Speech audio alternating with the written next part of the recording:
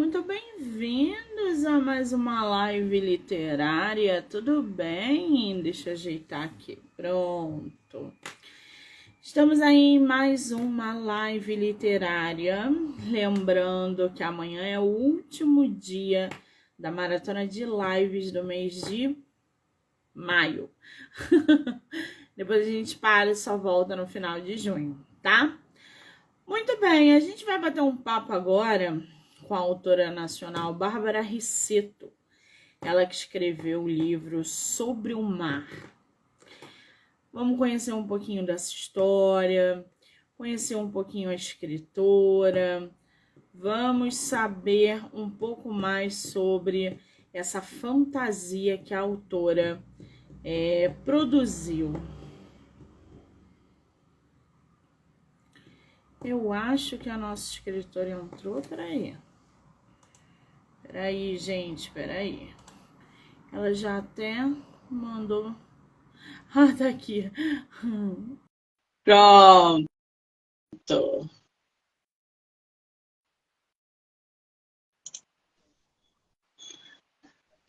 Bárbara, querida! Olá! Tudo bem? Bem com Seja muito você. bem-vinda. Muito obrigada pela oportunidade de estar aqui.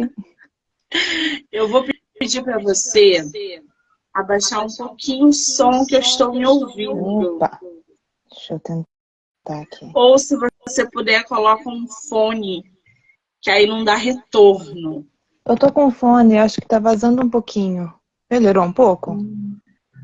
Eu acho que sim. Melhorou um pouco, sim, tá ótimo. Eu acho que ele Querida, tá morrendo. primeiro eu quero te agradecer muito por você aceitar fazer live, vir aqui bater um papo sobre seu livro. Estou muito feliz de ter você no meu projeto esse mês. Muitíssimo obrigada, tá? Eu que agradeço pelo convite. É a tua primeira live literária? Sozinha, sim. Eu participei com alguns autores em algumas antologias há um tempo atrás. Já participou de antologia. Hoje a gente estava falando exatamente sobre isso. Como que participar de antologia é uma estratégia boa para as pessoas conhecerem a escrita, né? Bastante. Nossa, acho que foi a minha entrada, né? Eles me convidaram e falei, bora, vamos testar, vamos tentar, né? E qual foi a antologia que você participou? Participei de várias, até trouxe alguns livros aqui, se eu puder mostrar, né? Claro! Esse aqui, né, eu participei como ilustradora também, né? E tem um dos contos meus aqui, da editora Arcanos. Tá linda essa É capa. lindo, né? É sobre Alice, esse aqui. É uma trilogia, né? Com contos inspirados em Alice. E eu fiz as ilustrações do miolo, né? Desse foi um dos primeiros trabalhos que eu fiz com essa editora, que também é a editora que publicou meu livro, né? Esse aqui já é de outra editora. Eu só participei com um conto, né? Batom Nossa! Vermelho. Esse aqui também ele é. Engraçado. Ah, vai, conclua. Não, Desculpa. não, é que esse batom vermelho aqui, ele é muito legal, porque eu tive esse conto escrito há muito tempo atrás, né, o conto que participou dele, e eu não sabia como que fazer esse conto virar um livro, sabe? Eu queria que ele fosse participado como um livro, só que ele era pequeno, né? Aí eu vi a temática e falei, nossa, combina, né? Aí eu participei do concurso e ele acabou passando, né? Aí tem esse O... aqui, Viagem de Tempo também, Entre o Nossa, Passado do só capa presente, bonita, hein? lindos, né? E esse aqui que é minimalista, mas eu amo de paixão porque eu falei da minha avó nele, Elas. Ah, Foi o primeiro não ficção que eu fiz, e o único por enquanto, mas quem sabe, né? Eu tenho a coragem de fazer mais o algumas batom, coisas. o batom vermelho, deixa eu entender o negócio. O batom vermelho também foi uma coletânea. E isso é uma coletânea de vários autores. Porque esse batom vermelho não me é estranho. Eu não sei se eu já peguei autores aqui no projeto que participaram dessa mesma coletânea. Uhum. Você mostrou agora Pitou no Cérebro. Que coincidência! Né? É muito Que coisa legal. boa, né? A temática dele é incrível, né? Eu gosto muito. É sobre assassinas. Eu acho muito legal. Mulheres assim Que que... você, na verdade, né, foi pescando e buscando vários lugares, porque Sobre o Mar parece que é uma fantasia. Aí Sim. você participou de antologia sobre crime. Depois Uhum. escreveu um livro sobre sua avó, que eu acho que deve ter uma pegada um pouco mais densa, mais Isso. dramática, enfim. Tu foi Uhum. explorando tudo, né? Exatamente. Assim, eu gosto de escrever contos psicológicos, né? Então eu tento explorar eles em vários cenários, né? O meu livro, a minha trilogia é em fantasia porque conversou mais com as referências que eu costumo ler, né? Porque eu gosto bastante de ler fantasia, mas eu tento explorar um pouco de tudo. Eu acho de que é uma bagagem muito grande quando você começa a testar coisas novas, né? Você vai dar muita cabeçada, mas uma hora você vai conseguir fazer coisa boa. Exatamente. Você falou um negócio aí, eu leio muito fantasia, né? Quer dizer, a gente acaba ali sendo inserido no universo que a gente tem mais afinidade. Eu gosto mais de drama, eu gosto mais de crime, o outro gosta Uhum. mais de suspense, enfim. É, dentro dessa sua leitura, né, dessa sua atividade de ler livros de fantasia, você acha que isso acabou te inspirando a produzir o seu próprio livro de fantasia? Com certeza. Tanto livros quanto filmes, animes até, porque eu assistia bastante na época da produção, agora nem tanto, mas eu assisti bastante. E jogos, né? Alguns jogos, assim, tinham uma vibe muito que eu queria alcançar, né? Eu queria falar, nossa, esse jogo tem exatamente a atmosfera que eu queria abraçar, né? Então, me trouxe bastante bagagem, assim, para desenvolver a minha trilogia. Que maravilha! Você está com Sobre o Mar aí, em Tô sim. mãos? Deixa eu ver se eu consigo. Gente, olha essa capa. Olha essa capa, que coisa maravilhosa. Eu adoro o mar, né? Então, como é que surgiu Sobre o Mar, o Bárbara? É uma coisa engraçada, porque Sobre o Mar, na verdade, ele veio. A primeira coisa que eu tive desse cenário foi uma música que eu tava criando sozinha, sabe? Tava ouvindo ritmos assim no YouTube, e aí veio uma historinha, como se fosse virar um musical, né? Sobre as duas personagens que aparecem primeiro. No primeiro capítulo aparecem duas personagens, e essas personagens estavam neste musical na minha cabeça, né? E como eu não ia conseguir desenvolver um musical, porque eu não tenho habilidade nenhuma com música, eu comecei a pensar na protagonista, a Isabel, como se fosse um personagem de fanfic, né? Que seria uma personagem de fanfic de Naruto. Bem antes dela se chamar Isabel até. Isso, ela tinha outro nome, outra estética. E eu fui mudando, fui maturando a ideia, tanto a ideia em si quanto a minha cabeça, né? Comecei a ter umas referências mais maduras, mais sérias. E aí surgiu, né, a Isabel atual, né, que é uma dragoa marinha, e o universo dela foi construído em um ano só, né, o universo da trilogia, no caso, em um ano só, enquanto eu estava num período muito ruim do trabalho. Então, era um período aí que a empresa estava meio balançando das pernas, a gente tinha pouco trabalho para fazer, então eu fui escrevendo no trabalho, né. E eu escrevi os 3 livros diretão, assim, no mesmo ano, né? Acabei um, comecei outro, acabei um, comecei outro. Só que guardei na gaveta, né? Porque eu acho que é uma coisa que a autora iniciante faz, pega essas coisas e guarda na gaveta. Muito raramente a gente tem coragem de, né, apresentar para alguma editora, né? E só em 2021, depois que eu fiz alguns trabalhos de antologia com Arcanos, que eu consegui ter a coragem de apresentar esse primeiro livro, né? Eles gostaram bastante. Essa, qual é o nome da editora que você falou? Arcanos. Arcanos. Arcanos. Deixa eu ver se eu ver consigo aqui. colocar aqui. Peraí. Aqui, Que eu não enxergo. Eu nunca ouvi falar dessa editora, na verdade. Ou se já vi, não estou me lembrando. Uhum. Você, primeiro volume da tua trilogia, como é que está sendo essa sua experiência de publicar para uma editora? Foi muito bom. Vou sintetizar o prós e os contras aqui. O bom é que você não, no meu caso, né, eu não investi muito dinheiro. Eu não paguei pela tiragem, sabe? Eles fizeram este acordo de dividir o lucro caso vendessem as unidades, né? Ou seja, não tenho assim, uma venda muito massiva. Pô, nossa, vendeu quantos livros? Eu não tenho muitos livros vendendo, porque é vendido por demanda. O lado bom é que eu não tive que pagar um valor, normalmente é alto, a gente tem que ser sincero, quando a gente vai publicar um livro por conta própria, o dinheiro não, né, dá uma apertadinha. Eu não tive esse gasto inicial, eu tive gasto com revisão, né, a revisão eu investi por fora. E aí, eles que fazem a questão de divulgação, eles que fazem a parte artística de colocar os banners, os panfletos, eles que fazem, sabe, essa parte gráfica de divulgação. O conta pra mim é que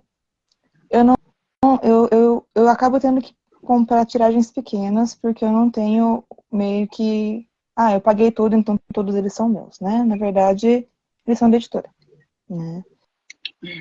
Eu, como prefiro uma venda mais lenta, eu sou uma pessoa muito ansiosa, então prefiro fazer uma coisa mais controlada para não colocar a carroça na frente dos bois. Para mim está sendo maravilhoso. Eles vendem conforme eles divulgam, no ritmo deles, e eu vou recebendo de acordo com as vendas, né? Pouco ou muito, tá retornando. E eu acho que isso está sendo melhor do que eu tendo investido tudo de uma vez, tendo um monte de livro ali para eu vender por conta e não conseguir dar a cara ao tapa depois. Né? Isso é muito pessoal, né? Porque alguns autores têm esse estilo, esse perfil de editora, outros têm de publicação independente. Então, isso tem que ser também colocado na balança, porque questão de divulgação, de revisão, financeiramente, o que é válido e o que não é. Então, o autor ele tem que botar ali na balança, literalmente, o que vai compensar ou não. E já entrar no mercado com a concepção de que o retorno não será daqui a um mês, não será daqui a 2 meses. É um processo bem lento, de formiguinha, né? Porque Exatamente. publicar é só o primeiro passo dentro aí desse oceano imenso que é o mercado editorial. Sim, com certeza. Agora, do que fala sobre o Marcos? Do que se trata? Vou tentar explicar sem dar spoiler. Esse é o maior pecado. Eu acabo dando, então vou me policiar. É um mundo mitológico, ou seja, tem seus próprios deuses, seus próprios monstros e divindades.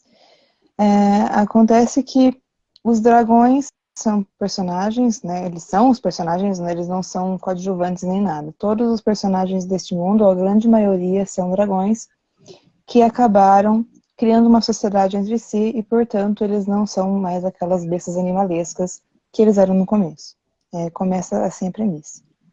Só que os dragões são imortais, né? Então, eles não morrem e isso acaba tirando o espaço dos dragões novos que estão nascendo, que estão crescendo e que acabam não conseguindo nenhum espaço na sociedade, pois todos os espaços de importância são ocupados pelos anciões. Então, eles não são ouvidos, né? Eles não são vistos e eles acabam sendo negligenciados.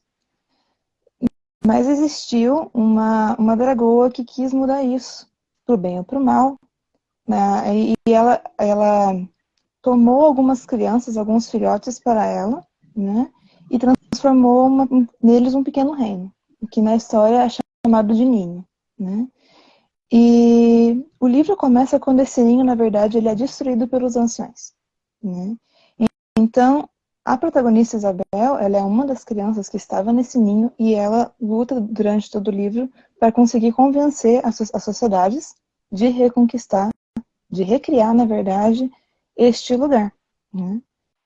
E aí, durante a história, ela vai encontrando pessoas que mostram para ela por que esse cenário não era só bom ou só mal, né? Por que os ideais dela podem, assim, não estar alinhados com o que ela acha que estão, né? O que essa entidade queria de verdade quando ela quis montar este cenário para essas crianças, né? Então, a história passa pela Isabel, entendendo, assim, onde que ela vai ir, até onde ela deveria ir, na verdade, para reconquistar essa sociedade aí de jovens crianças, né? Então ele acaba com um desfecho, como que eu posso dizer, meio cinzento, assim, né? Porque o segundo livro, que inclusive eu tenho ele aqui, já chegou a publicar, sim, que é sobre... Gente, que lindo! Essa ilustração tem um nome que a gente dá, é tipo um anime. Isso! Uhum, É isso, não é? Isso, é eu que faço, né? Eu que desenhei as capas. O segundo, né? Que essa menina, essa anjinha, né? Que ela tá ali na segunda, ela participa, ela aparece bem pouquinho no primeiro, né? Então, muitas vezes as pessoas que leram deram um feedback de, nossa, mas você jogou uma personagem assim, tanto faz, ela apareceu no final, né? Eu falo, porque vai ter continuação, né? Aí as pessoas, nossa, mas não lançou junto, né? Então elas ficaram tipo, nossa, mas como que vai ter essa continuação se o final teve um final, sabe? Não ficou em aberto para ter uma Sim, não continuação. ficou aberto. Você realmente botou ali um final que não induz ao leitor que haveria, por exemplo, um segundo volume, né? E, Sim, no apesar de na entanto, capa você ter escrito, né, livro 1, livro 2, mas no livro em si ele acaba tendo um final, no final dele. entende. O terceiro já está pronto também? Falta revisão. Então, acho que ele vai lançar no começo do ano que vem, o terceiro. Que coisa, gente, muito rápido, né? A Sim, gente, quando a você tá com gente uma de editora. fora olha, a gente de fora olha e acha muito rápido, Uhum. mas você que está aí dentro e você já falou que eu sou muito ansiosa e nananã, o processo deve dar. Como é que está essa expectativa de você ter os 3 livros, a trilogia completa publicada em breve? Uma mistura de sentimentos, né? Parte de mim fica muito nervosa de, nossa, como é que o público vai aceitar os outros livros, né?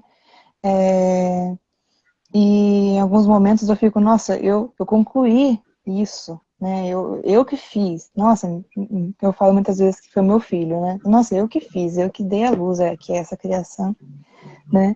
Mas tem outros momentos que você fica, nossa, mas e agora? Será que eles vão aceitar essa criança na mão deles, né?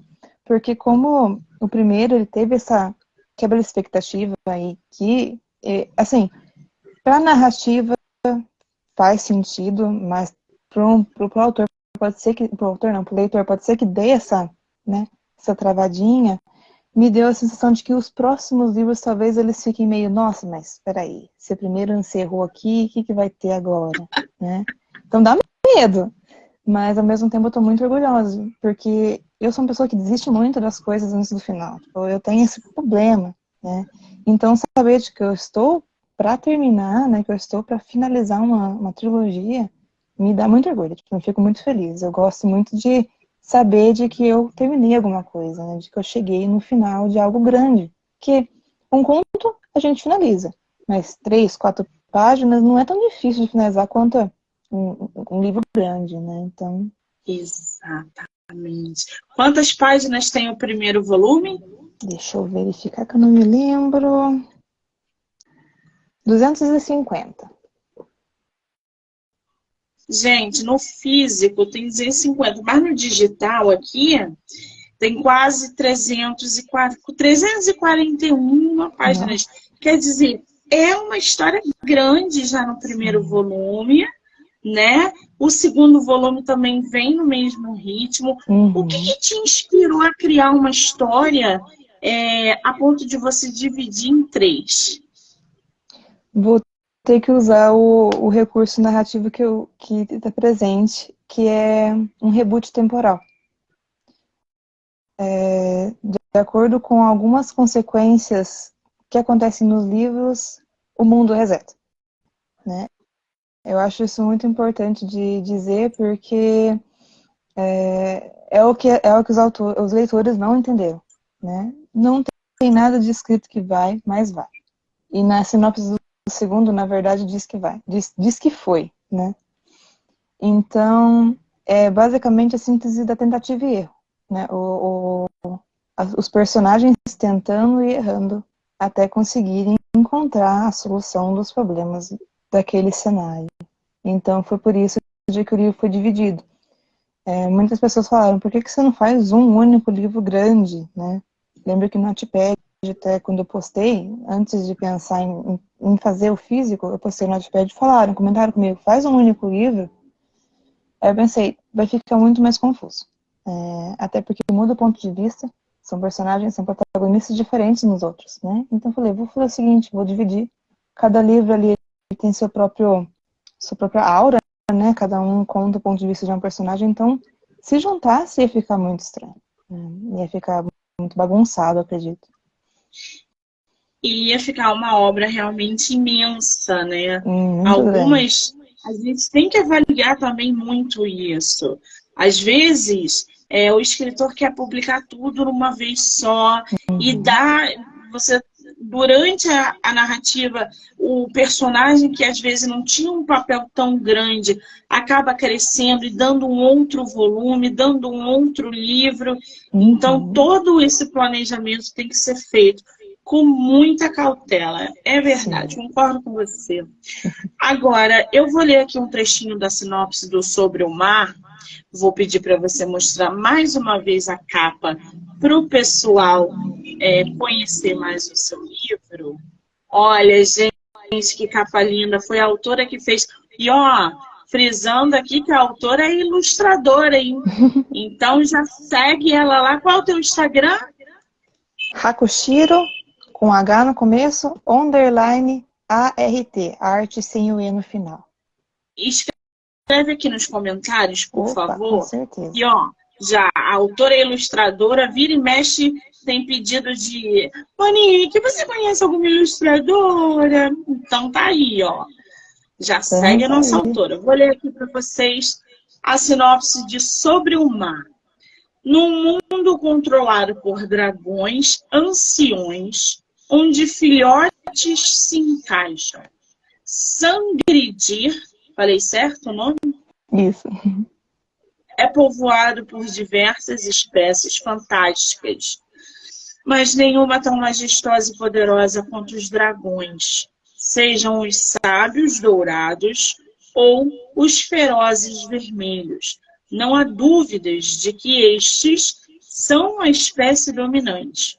Para conviver melhor em sociedade, aprenderam a adotar formas humanoides, quando o esforço físico não era necessário para conter seus tamanhos imensos e sua força descomunal. Foi você quem fez essa sinopse? Foi.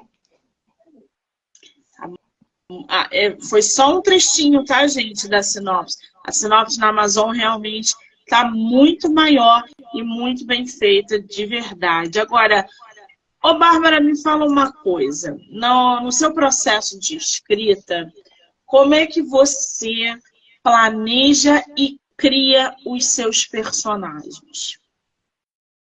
Vai parecer uma loucura, mas a essência deles meio que pede para nascer. Lá no fundinho da cabeça, uma sementinha de um personagem fica, nossa, escreve alguma coisa de mim?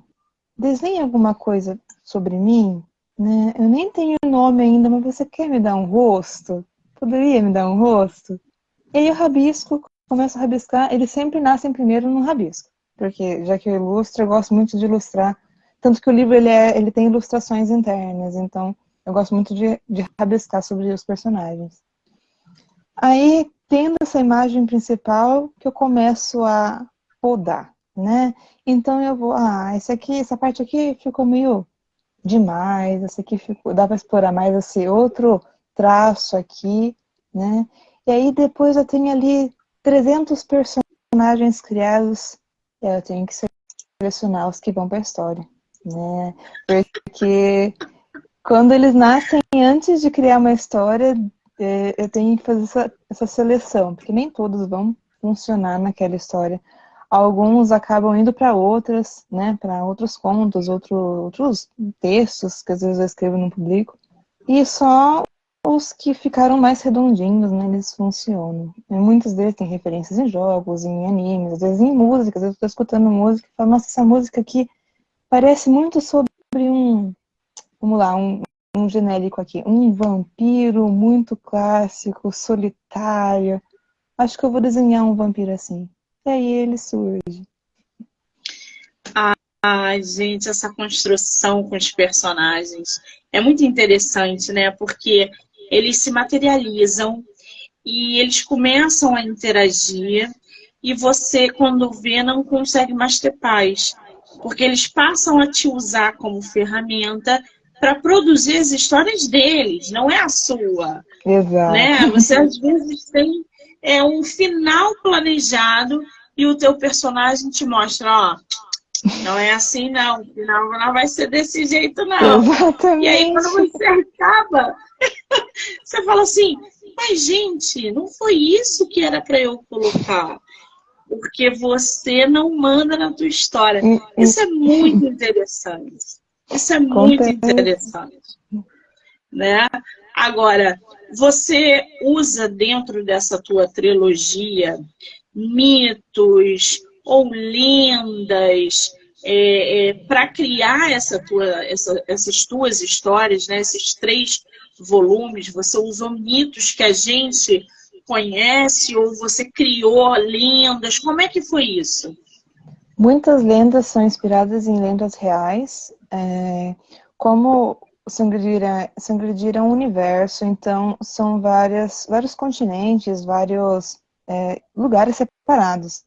E eu tentei representar mais ou menos as mitologias dos povos antigos respectivos naqueles lugares. Então, por exemplo, a Isabel, ela mora numa região mais que seria a Europa. Então eu coloquei muita mitologia nórdica no meio ali, né? E quando o livro desce um pouquinho, eles passam para o continente mais do sul, eu coloquei um pouco de mitologias que eu conhecia africanas. Só que não exatamente não são os deuses, entidades daqui, né?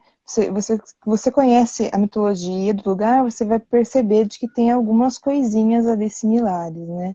Alguns nomes, algumas estéticas, né? Alguns poderes, assim, mas a mitologia tende a ser bem do universo mesmo, né? Ela é inspirada, mas daquele universo. Seria mais ou menos como se a gente tivesse conhecido um viajante daquele universo que veio para cá e sussurrou lá no passado sobre as divindades de lá, sabe? Tipo, existia ali um deus assim, e aí a gente humano acabou absorvendo isso. Seria mais ou menos a ideia que eu tive quando eu criei a mitologia, sabe? Muito bem, olha onde até vai a imaginação de um escritor, de uma escritora, ou seja, não há limite, Sem gente, não limite. há limite.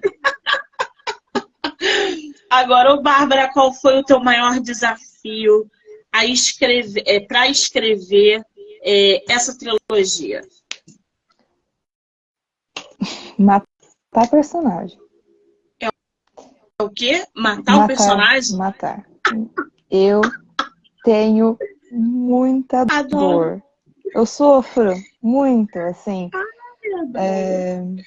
O livro ele tem bastante perda. São várias, a trilogia em si tem bastante perdas, mas são perdas que me afetam mesmo. As pessoas falam, nossa, você conseguiu matar, tadinho. Não, me afetou. Tipo, não foi por pura maldade. Eu tenho dó, eu sofro mesmo. Eu penso assim, aqui é o momento que fulano vai, aí eu fico, nossa, como escrever isso de uma forma.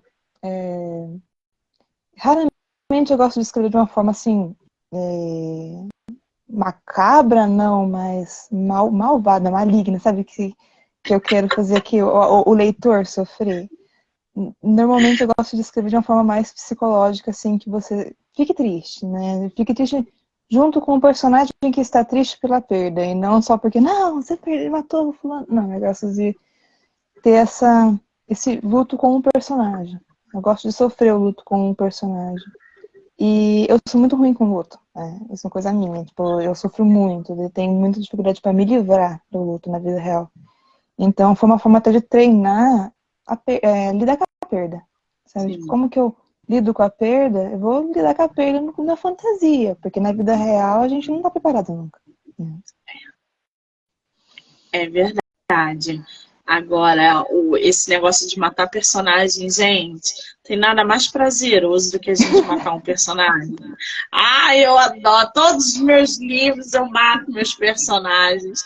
Meus leitores vêm no meu direct me xingar, minhas leitoras no WhatsApp me xingam. É uma delícia. Eu fico só tomando minha cervejinha enquanto elas se escabelam. Tem que ter uma vantagem, gente. A gente É pega verdade. um personagem, cria a partir de características de pessoas que a gente não pode matar, cria aquela história e mata. Porque ali quem é o Deus é a gente. Exatamente. Às vezes acontece. Às vezes eu coloco alguns vilões assim que eu fico, quando você for, vai ser muito gostoso quando você for. Ai, gente, olha, escrevam, coloquem para fora todo o ressentimento, mágoa e raiva que vocês têm. Criem um personagem e coloquem isso tudo nele. E no final vocês acaba com eles. Acaba. Vocês vão se sentir tão leve. Porque vocês não podem fazer na vida real, então faça na ficção. Crie a sua história. Né? Eu acho, eu sou dessa opinião, adoro. Agora, Bárbara, me diz uma coisa. Qual é a tua série de fantasia favorita? Pergunta difícil. Eu mudo de opinião várias vezes. Atualmente, assim, de cabeça, assim, veria Sandman, que né, é Dark, assim, eu curti muito a adaptação. Eu não tinha lido a original. Meu pai ama. E eu sempre fiquei, assim, sempre que meu pai gostava de uma coisa, eu acabava não gostando, porque ele fala muito sobre aquela coisa, sabe? Ele fala muito. E aí me dava uma saturação. Mas a série eu achei impressionante. Acho que foi a última, assim, que eu falei, essa aqui foi, né, Boa série. boa. A série realmente é muito boa. Quem não viu, assista. Sim. Agora, desses 3 livros, né, da sua trilogia, qual que você mais gostou de escrever? O pessoal que leu vai me odiar. Mas foi o terceiro. Terceiro. A narrativa dele é bem diferente das outras duas. E a personagem, ela não foi inspirada em mim, né, em nenhum momento. Mas conforme eu fui desenvolvendo ela, eu fui sentindo muita coisa de que eu sentia na vida real, né?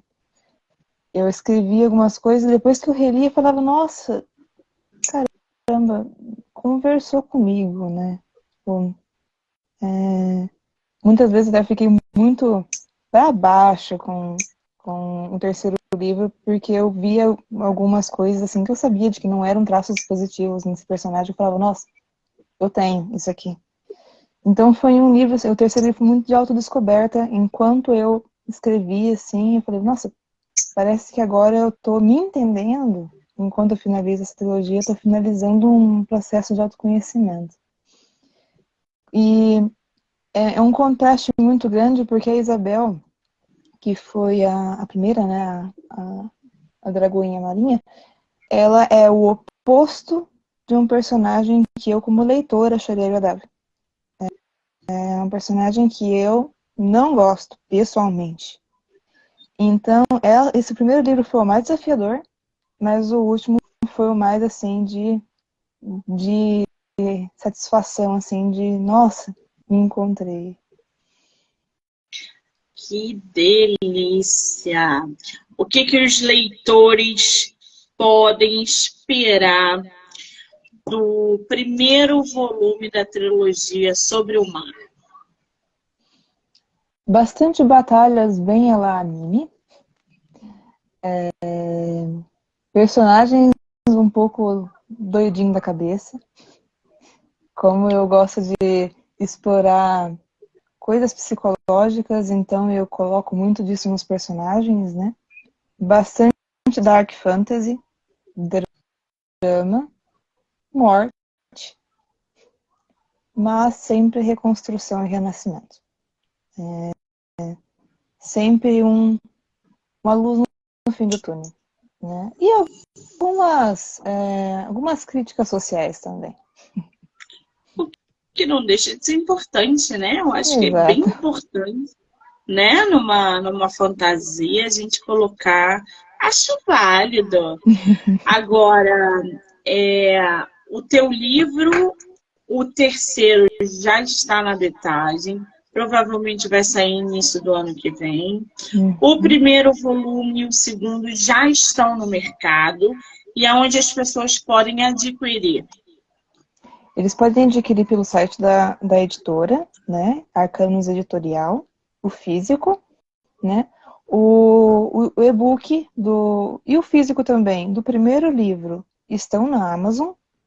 O físico do segundo também, mas o e-book do segundo ainda vai lançar na Amazon. Ele ainda não está lançado, só o físico. Muito bem. Se alguém quiser comprar diretamente com você autografado, consegue? Consegue, tem algumas unidades do primeiro e eu vou adquirir algumas do segundo também para fazer essa parte da autografia. E também eu sempre coloco algum brindezinho, um card ou alguma ilustração minha que eu faço e coloco como brinde. Ai, que maravilha, gente. A gente conheceu aí a capa do primeiro, do segundo. O do terceiro você mostrou pra gente? Não, né? Não Ainda tem não está ainda. pronta. Não. É você que vai fazer? Sim. Já tem a Porque ideia do que vai ser? tenho, porque os dois aqui, deixa eu ver se eu consigo montar, peraí.